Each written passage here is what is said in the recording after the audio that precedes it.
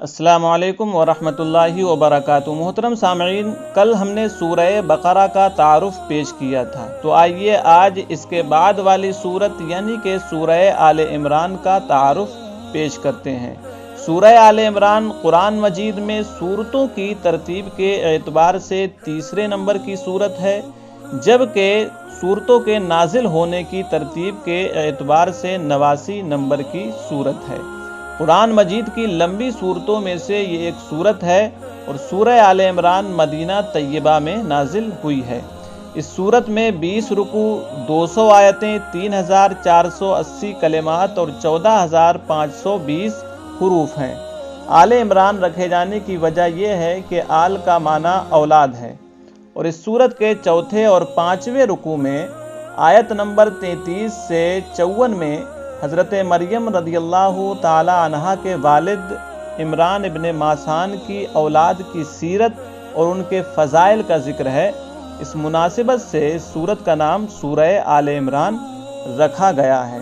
اس سورت کے بے شمار فضائل بیان کیے گئے ہیں، ان میں سے چند فضائل احادیث کی روشنی میں آپ کے سامنے پیش کرتا ہوں۔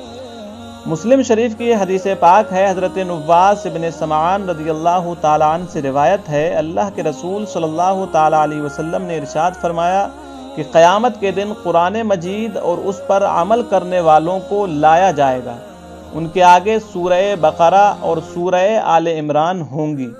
حضرت نواس رضی اللہ تعالیٰ عنہ فرماتے ہیں کہ اللہ کے رسول صلی اللہ تعالیٰ علیہ وسلم نے ان صورتوں کے لیے 3 مثالیں بیان فرمائیں جنہیں میں آج تک نہیں بھولا۔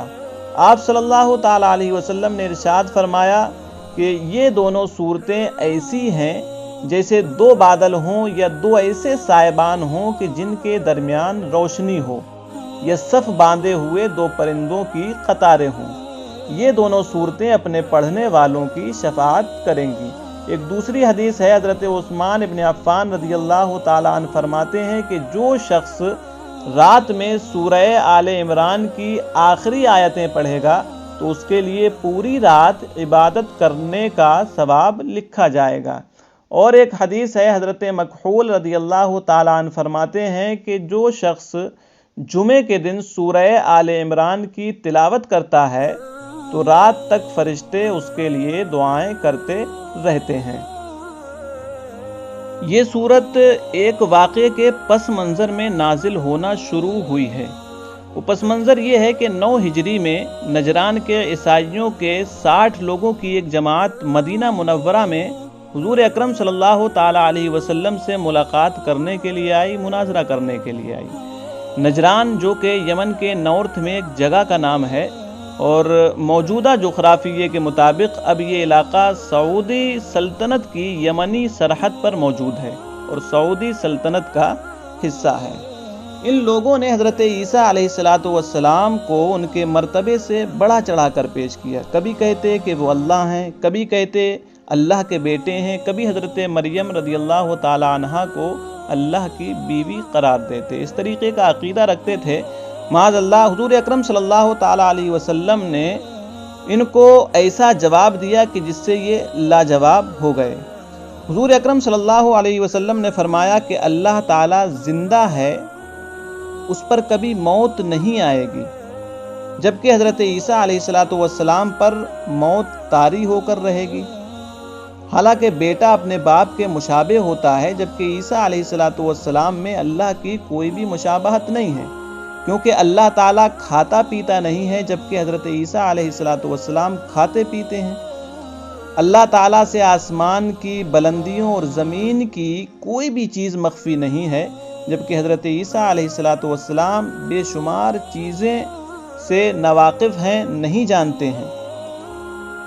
تو اس طریقے کا جب نبی اکرم صلی اللہ تعالیٰ علیہ وسلم نے ان کو جواب دیا تو وہ اس پر لاجواب ہو گئے اور خاموش ہو گئے۔ تو اللہ تعالیٰ نے آپ کی تائید میں یہ سورت یعنی کہ سورہ آل عمران نازل فرمائی۔ ابتدا میں اللہ تعالیٰ کی وحدانیت اور قرآن کریم تورات اور انجیل کی حقانیت کو بیان کیا ہے، اور اللہ کی آیات کے منکروں کو عذاب شدید سے ڈرایا ہے۔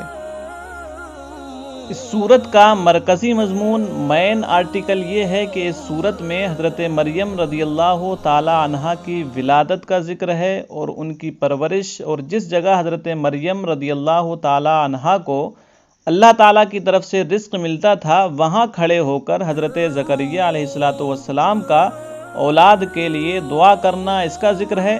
حضرت مریم رضی اللہ تعالی عنہا کو حضرت عیسیٰ علیہ السلام کی ولادت کی بشارت ملنا اور حضرت عیسیٰ علیہ السلام کے معجزات اور واقعات کا بیان ہے۔ حضرت مریم رضی اللہ تعالی عنہا کی والدہ کہ جن کا نام حنا ہے، ان کا واقعہ کچھ اس طرح ہے کہ حنا ایک روز ایک درخت کے سائے میں ایک چڑیا دیکھی جو اپنے بچے کو کھلا رہی تھی۔ یہ دیکھ کر حضرت مریم رضی اللہ تعالی عنہا کی والدہ کے دل میں اولاد کا شوق پیدا ہوا۔ اس سے پہلے آپ کے یہاں کوئی بھی اولاد نہیں تھی۔ بارگاہ الہی میں دعا کی کہ یا رب، اگر تو مجھے بچہ دے دے تو میں اس کو بیت المقدس کا خادم بناؤں گی اور اسے بیت المقدس کی خدمت کے لیے حاضر کر دوں گی، وقف کر دوں گی۔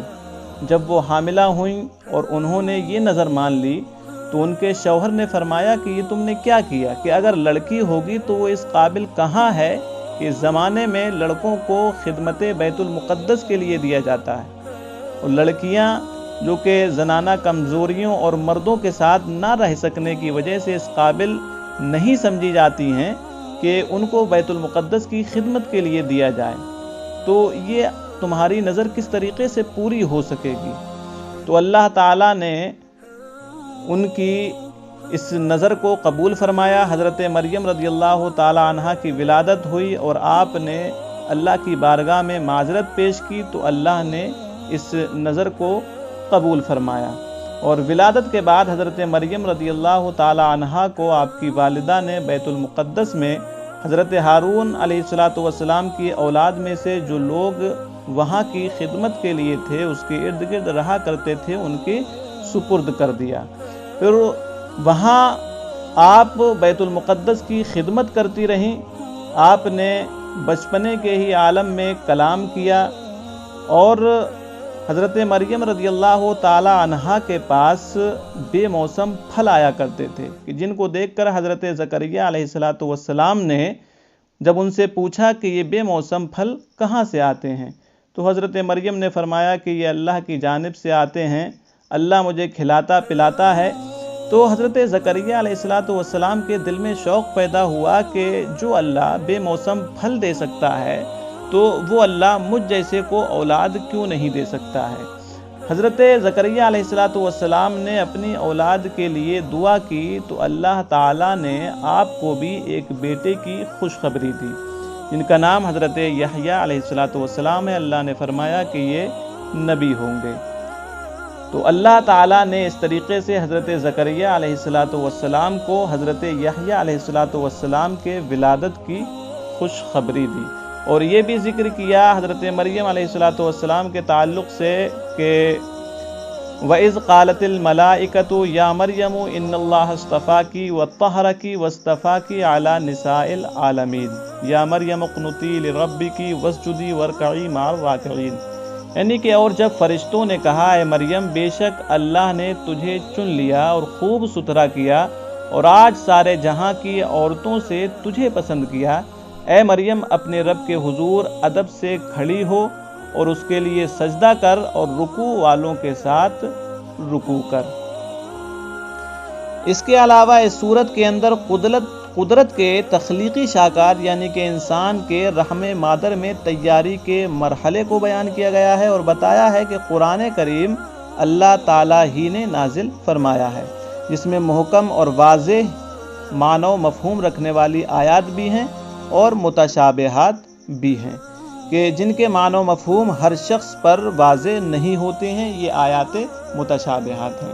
لیکن اگر متشابہ آیات پر حضور اکرم صلی اللہ تعالیٰ علیہ وسلم کے بیان کردہ ضابطوں کی روشنی میں غور کریں تو ان کے معنی واضح ہو سکتے ہیں، مگر جو لوگ دلالت و گمراہی کے مریض ہیں وہ ان آیات کو من مانے معنی پہنا کر لوگوں کو گمراہ کرنے کی کوشش کرتے ہیں، تو ایسی آیات کو اللہ تعالیٰ کی طرف سے یقین کر کے ان پر مکمل ایمان رکھنا چاہیے۔ اسی طریقے سے سورت کے اندر اللہ تعالیٰ سے ہدایت کی دعا مانگنی چاہیے، اس کا ذکر ہے، اور روز جزا کے تصور کو فراموش نہیں کرنا چاہیے۔ کافروں کا مال اولاد ان کے کسی کام نہیں آ سکے گا، وہ جہنم کا ایندھن بنیں گے۔ فرعون اور اس سے پہلے کی قوموں کے واقعات سے یہ بات ظاہر ہے کہ انہوں نے ہماری آیات کا انکار کیا۔ ہم نے ان کے جرائم، ان کے گناہوں پر ان کی گرفت کر کے انہیں عبرت کا نشانہ بنا دیا ہے۔ سورت کے اندر بدر کے واقعے میں غور کرو، اس کا ذکر ہے کہ غور کرو کہ جب دو جماعتیں مقابلے پر آئیں، ایک جماعت اللہ کے لیے جہاد کرنے والی تھی اور دوسری جماعت کافروں کی تھی، جن کی تعداد مسلمانوں سے کئی گنا زیادہ نظر آ رہی تھی۔ تو اللہ تعالیٰ نے کافروں کو شکست دے کر ایمان والوں کو اپنی مدد سے غالب کیا، تو اس سے اہل بصیرت درس عبرت حاصل کر سکتے ہیں۔ انسانوں کو بیوی، بچے، مال و دولت کے خزانے، سونا چاندی، سواریاں، چوپائے، جانور اور کھیتیاں بہت بھلی معلوم ہوتی ہیں، مگر یہ سب دنیا کی عارضی چیزیں ہیں، اللہ تعالیٰ کے پاس بہترین انجام ہے۔ متقی لوگوں کے لیے باغات، نہریں، پاکیزہ بیویاں اور اللہ کی رضا ہے۔ اللہ اپنے بندوں کو خوب جانتا ہے، وہ بندے گناہوں پر استغفار اور جہنم سے حفاظت کے طلبگار ہیں۔ صبر کرنے والے، سچ بولنے والے، فرما برداری کرنے والے، صدقہ و خیرات کرنے والے اور تہجد کے وقت اپنے گناہوں کی معافی کرنے والے ہیں۔ اللہ تعالیٰ اور فرشتے اور تمام اہل علم یہ سب حق ہیں، ان کو حق جاننا چاہیے۔ اسی کے اندر ذکر یہ کیا گیا ہے کہ انسانی زندگی کے لیے نظام حیات جو اللہ تعالیٰ کے یہاں مستند و مسلم ہے، وہ صرف اسلام ہے، اور اس سے اختلاف رکھنے والے ہٹ دھرم اور ضدی ہیں۔ اللہ تعالیٰ ہی جلد ان کافروں کا احتساب کرے گا۔ بحث بازی اور جھگڑا کرنے کی بجائے اللہ تعالیٰ کے سامنے سر تسلیم خم کر دینا، یہی ہدایت ہے۔ اس سورت کے اندر میثاق کے دن انبیاء اکرام علیہم الصلاۃ والسلام سے سید المرسلین صلی اللہ تعالیٰ علیہ وسلم کے بارے میں عہد لینے کا واقعہ بیان کیا گیا ہے۔ مکہ مکرمہ اور خانہ کعبہ کی فضیلت کا ذکر ہے اور اس امت کے تمام امتوں سے افضل ہونے کا بیان ہے۔ اسی طریقے سے یہودیوں پر ذلت و خواری مسلط کیے جانے کا ذکر اس سورت کے اندر ہے، اور جہاد کے فرض ہونے کا اور سود کے حرام ہونے سے متعلق شرعی احکام اس کے اندر ذکر کیے گئے ہیں، اور زکوٰۃ نہ دینے والوں کی سزا کے بارے میں بیان کیا گیا ہے۔ غزوہ بدر اور غزوہ احد کا تذکرہ اور اس سے حاصل ہونے والی جو عبرت ہے، نصیحت ہے، اس چیز کا ذکر اس سورت کے اندر پیش کیا گیا ہے، بیان کیا گیا ہے۔ اسی طریقے سے امت کی خیر خواہی میں مال خرچ کرنے والوں کا تذکرہ ہے، لوگوں پر احسان کرنے والوں کا تذکرہ ہے، اور بخل کنجوسی نہ کرنے والوں کے فضائل بیان کیے گئے ہیں۔ اسی طریقے سے شہیدوں کے زندہ ہونے کا، انہیں رزق ملنے کا اور اللہ تعالیٰ کا فضل حاصل ہونے پر خوش ہونے کا بیان ہے۔ اور اس سورت کے آخر میں زمین و آسمان اور ان میں موجود عجائبات و اسرار میں غور و فکر کرنے کی دعوت دی گئی ہے۔ اسی طریقے سے جہاد پر صبر کرنے اور اسلامی سرحدوں کی نگہبانی کرنے کا حکم دیا گیا ہے۔ سورہ کی آخری آیت میں دین پر ثابت قدمی اور میدان جہاد میں مورچوں میں کفر کے مقابلے میں ڈٹ جانے والوں کو ہمیشگی کی فلاح و کامرانی کی خوشخبری سنائی گئی ہے۔ حدیث شریف میں آتا ہے کہ اللہ کے رسول صلی اللہ تعالیٰ علیہ وسلم تہجد کے وقت جب بیدار ہوتے تو سورہ آل عمران کی آخری 11 آیتیں آسمان کی طرف رخ کر کے تلاوت فرمایا کرتے تھے۔ آپ صلی اللہ تعالیٰ علیہ وسلم نے فرمایا کہ ہلاکت ہے اس شخص کے لیے جو ان آیتوں کی تلاوت کے باوجود کائنات کے اندر اللہ کی نشانیوں میں غور و خوض نہ کرے۔ یہ تمام مضامین ہیں جو اس سورت کے اندر ذکر کیے گئے ہیں، بڑے اختصار کے ساتھ میں نے آپ کے سامنے پیش کیے۔ اس کے علاوہ اور بھی بہت سے مضامین ہیں جو ذکر کیے گئے ہیں، اور سورہ آل عمران کی اپنے پہلے والی صورت یعنی کہ سورہ بقرہ کے ساتھ اس کا تعلق اور مناسبت یہ ہے کہ جیسے دونوں صورتوں کے شروع میں قرآن پاک کے اوصاف بیان کیے گئے ہیں، سورہ بقرہ میں قرآن پاک نازل ہونے کا اجمالی طور پر ذکر ہے، شارٹ میں ذکر ہے، اور سورہ آل عمران میں قرآن مجید کی آیات کی تقسیم بیان کی گئی ہے۔ سورہ بقرہ میں جہاد کا شارٹ میں تذکرہ ہے، اور سورہ آل عمران میں غزوہ احد کا واقعہ تفصیل سے بیان کیا گیا ہے۔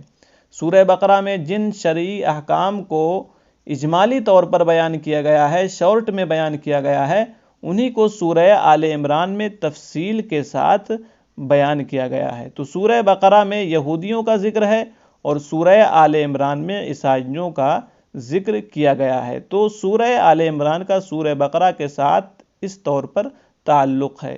یہ سورہ آل عمران کا اختصار کے ساتھ خلاصہ بیان کیا گیا، اس کے مضامین پیش کیے گئے۔ تو اللہ سے دعا ہے ہم سب کو قرآن پاک پڑھنے کی، سمجھنے کی توفیق عطا فرمائے۔ آپ کو پسند آئے تو آپ لوگوں میں اس کو شیئر کریں، اور زیادہ سے زیادہ لوگوں کو قرآن پاک پڑھنے کی طرف توجہ دلائیں۔ واللہ اعلم بالصواب۔ السلام علیکم ورحمۃ اللہ۔